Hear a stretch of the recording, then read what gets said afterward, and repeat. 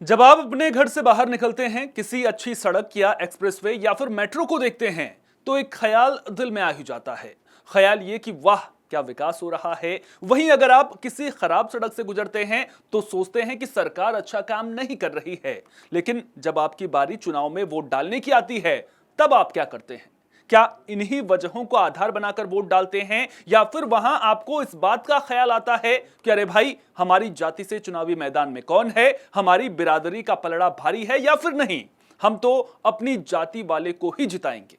आज ये बात हम इसलिए कर रहे हैं क्योंकि अगले साल यूपी में चुनाव होने हैं और जब बात यूपी में आने वाले चुनाव की होती है तो कई सवालों की गूंज सुनाई देती है।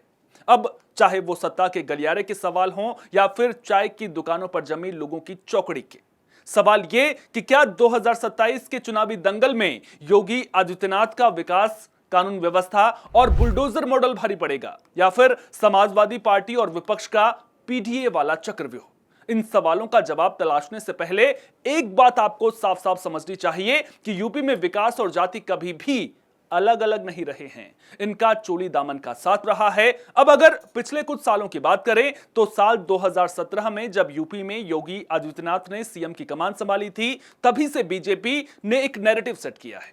सीएम योगी ने बार बार यह संदेश दिया कि यूपी की पहचान अब दंगों से नहीं बल्कि expressway, global investor summit, defence corridor और सबसे बढ़कर सख्त कानून व्यवस्था से होगी। आम जनता हो, व्यापारी हो या फिर खासकर महिलाएं, उनके मन में योगी सरकार को लेकर यह बात गहराई से बैठी दिखती है कि यूपी में हालात, सुरक्षा और इंफ्रास्ट्रक्चर के मामले में सुधार हुआ है। लेकिन दूसरी तरफ राजनीति का दूसरा छोर भी है जो कहता है कि आप सड़कें कितनी भी चौड़ी बना लीजिए, लेकिन जब तक गांव के आखिरी बूथ को ध्यान में रखकर टिकट बांटने की बारी आएगी तब पार्टी के रणनीतिकार सबसे पहले जाति का गणित देखेंगे और यहीं विपक्ष को लगता है कि उनका दांव चल जाएगा। अब आपके लिए विपक्ष की रणनीति को समझना भी जरूरी है और उससे पहले 2024 में जब लोकसभा में चुनाव हुए थे उसके नंबर्स जानना भी जरूरी है। 2024 के लोकसभा चुनाव में यूपी की 80 सीटों में से समाजवादी पार्टी और कांग्रेस गठबंधन को 43 सीटें मिली थी। वहीं बीजेपी की 33 सीटों के साथ एनडीए 36 सीटों पर सिमट कर रह गया था, एक सीट अन्य के खाते में गई थी। समाजवादी पार्टी ने लोकसभा चुनाव में जिस तरह से पीडीए यानी कि पिछड़ा, दलित और अल्पसंख्यक कार्ड खेला था, उसने सियासी पंडितों को भी चौंका दिया था।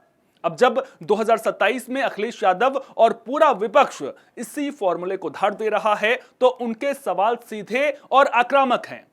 सवाल क्या है वो भी आपको बता देते हैं। क्या सरकार की योजनाओं का फायदा सभी जातियों को बराबर मिल रहा है? क्या उच्च पदों पर बैठे अधिकारियों और नुमाइंदों में हर वर्ग की नुमाइंदगी है? विपक्ष लगातार यह मांग कर रहा है कि जातीय जनगणना होनी चाहिए ताकि जिसकी जितनी आबादी है उसका उतना हक तय हो सके। और अब आप सोचिए, जब गांव-गांव में यह बहस छिड़ेगी कि हमारी बिरादरी को राजनीति में क्या मिला, तो क्या वहां विकास के लंबे चौड़े आंकड़े काम आएंगे?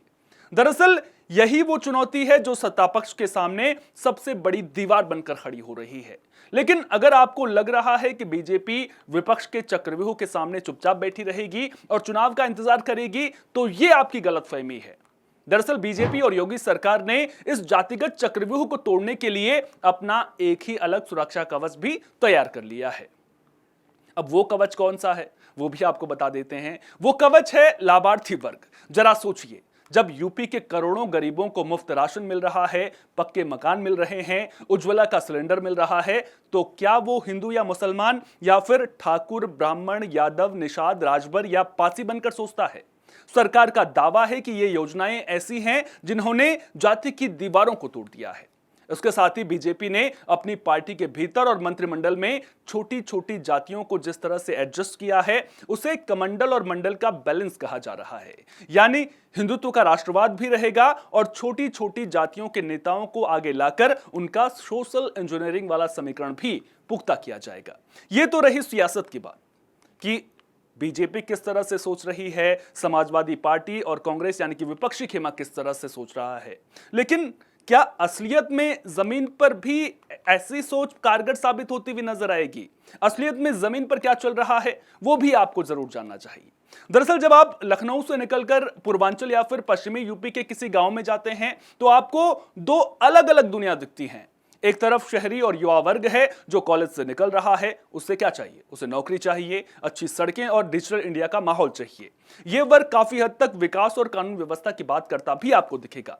लेकिन जब आप किसी गांव में जाएंगे और गांव की चौपाल में बैठेंगे तो वहां आज भी समीकरण इस बात पर तय होते हैं कि प्रधान या विधायक किस जाति का है और हमारी बिरादरी का दबदबा कितना है। यानी आपको वोटर असमंजस में नजर आएगा, बंटा हुआ नजर आएगा। वोटर विकास की एक्सप्रेसवे वाली सड़क पर तो चलना चाहता ही है, लेकिन वोट देते वक्त उसकी उंगली अपनी जाति के नेता की पार्टी के सिंबल की तरफ मुड़ जाती है।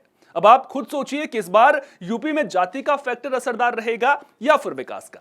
साफ है कि अगर आप सोच रहे हैं कि 2027 का यूपी चुनाव सिर्फ विकास पर लड़ा जाएगा तो ऐसा सोचना आपकी एक भूल हो सकती है। और अगर आप सोच रहे हैं कि यह चुनाव सिर्फ जाति के दम पर जीत लिया जाएगा तो यह भी बहुत बड़ी गलतफहमी हो सकती है। राष्ट्रीय मुद्दों की महक कितनी रहती है, राम मंदिर चढ़ावा चोरी को लेकर विपक्ष का हमलावर रुख बीजेपी को कितना डैमेज पहुंचाता है और इसका असर कितना रहता है, ऐसे ही कई फैक्टर्स यूपी का सियासी भविष्य तय करते नजर आ सकते हैं। कुल मिलाकर देखा जाए तो यह चुनाव योगी के विकास, सुरक्षा और सुशासन के ब्रांड और विपक्ष के जातिगत और सामाजिक न्याय के नैरेटिव के बीच में एक महामुकाबला होने वाला है। अब बाजी कौन मारेगा? यूपी की जनता क्या सोचती है? विकास के नाम पर वोट डालती है या फिर जाति के पुराने धागे एक बार फिर सियासत की बिसात बिछाते हैं? ये तो चुनाव के बाद ही पता चल पाएगा। लेकिन इतना जरूर है कि इस बार का यूपी चुनाव कई मायनों में बेहद खास होने वाला है।